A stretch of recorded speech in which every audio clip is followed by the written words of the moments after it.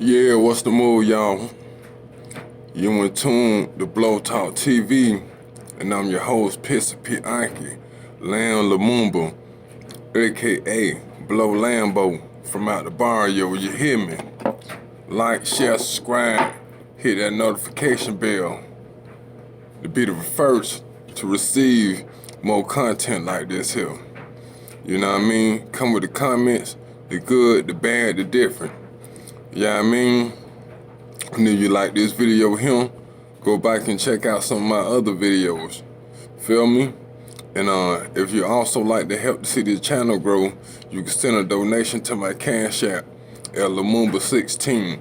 That's Lamumba 16. Stinking motherfuckers.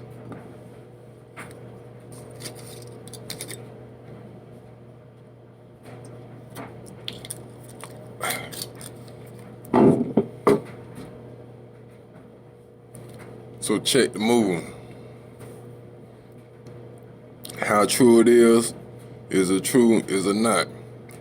From what I'm hearing, for those who may not have ever heard of this name before, most infamous Queens, New York drug lord, Fat Cat Nichols, allegedly, supposedly, has been released from prison after, I'ma say what, 27, 37, I'ma just say 27 years. Correct me if I'm wrong, you know what I'm saying? But 27, damn near 30 years, just been released from prison as of, I'm guessing, 2 to 3 days ago. Now, from what I hear, some people say that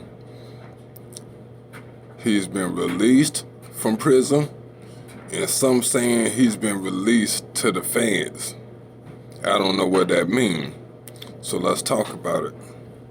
Now, when they say that he was released to the feds, the only thing I could think of, maybe he's in witness protection of some sort.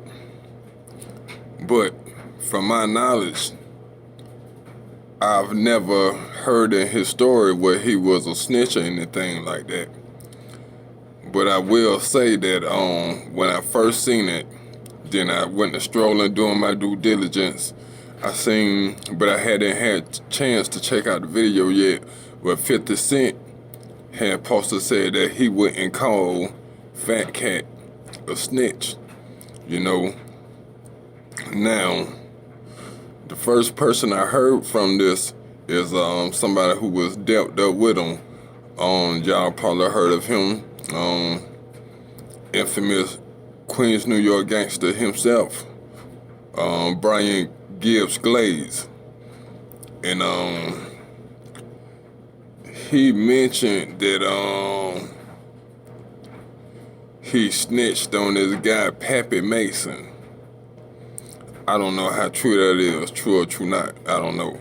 But the story I heard, just by me going off the History Channel American Gangster series that they did, you know, they did a whole series, you know, one with Frank Lucas, Nicky Barnes, Rayful Edmonds, Tucky Williams, Rick Ross, Fat Cat, Melvin, I can't think of his name, but a big Baltimore kingpin. You know, they did a whole series on guys like that, but one of the things that I noticed that they said about him was that, you know, they said that he confessed to crimes he had nothing to do with. He confessed to crimes that they wouldn't even knew he took part in if he didn't confess to it. He confessed in on a lot of stuff just to save a lot of people. In the same sense, kind of like, what's the guy, who, can't think of his name now. The guy, he's a Southside Crip, his, nephew, Orlando Anderson, the guy whose nephew killed Tupac, or allegedly killed Tupac. But a situation like pretty much he did, to where if he wouldn't confess to all this stuff, they was going to take a lot of people down. So he gonna gave them what they want and let it fall on his lap, instead of having people like his moms, this and that and the third, people who's far away from the situation, who they was just gonna come at just because. That's the story I got. But this is just me from afar. You know, I don't know the whole thing. Now, with his either released to the streets or released to Fed custody in some kind of way, because for one, when I say that, because it's a situation where, you know, a lot of cops is upset because he was allegedly accused of ordering a hit on a New York City police officer who was guarding the house of somebody who was finna go to trial on him. And while he was guarding the house, outside of the house, sitting in his police car, some guys walked up and gunned him down. Now, he confessed to that, but many say that he had nothing to do with that. But once again, this is how it goes. Just to go and get it to go away, they need somebody to confess to it. So he confessed to it. You know what I'm saying? Whether he had anything to do with it or not. And that's one of the things they're trying to use against him. This guy killed the cop. He did this, that, and the third. Excuse me, y'all. You know what I'm saying? But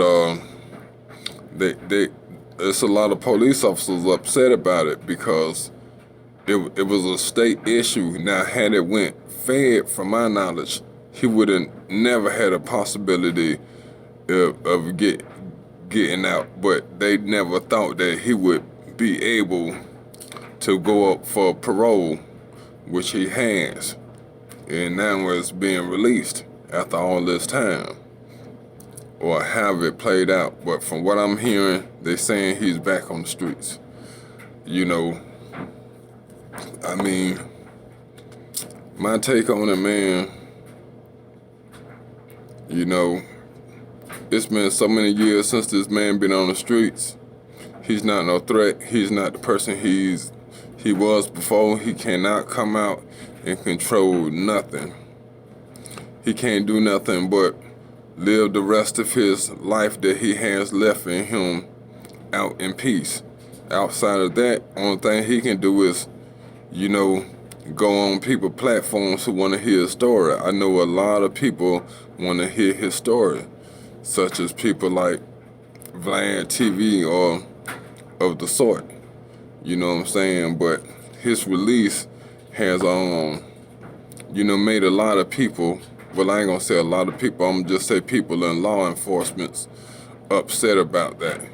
You know what I'm saying? Well, hell, what about the officers that gunned down many innocent motherfuckers in the street who are not convicted, and if they are, they may get a few years, if that, and be right back out on the street.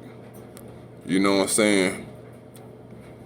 So it's really no different, you know what I'm saying? But man, as far as I know, I can't call him no rat, because I don't know no real proof or no evidence of him ratting. The only thing I ever heard about it, when this guy Brian Glaze Gibbs I guess he told some information, or he gave up some information that he had something to do with it, but in the same sense, it involved having Pepe Mason in it.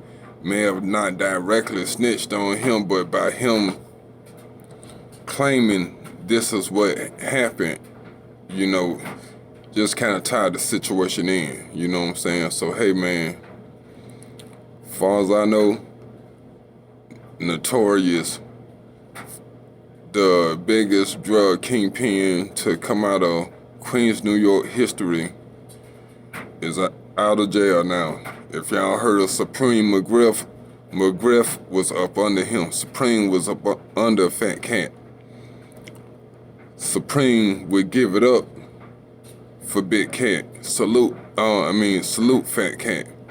You know, all of them came out of the same organization. It was a gang all of them was a part of when they was younger, called the Three Crowns, if I'm saying that right.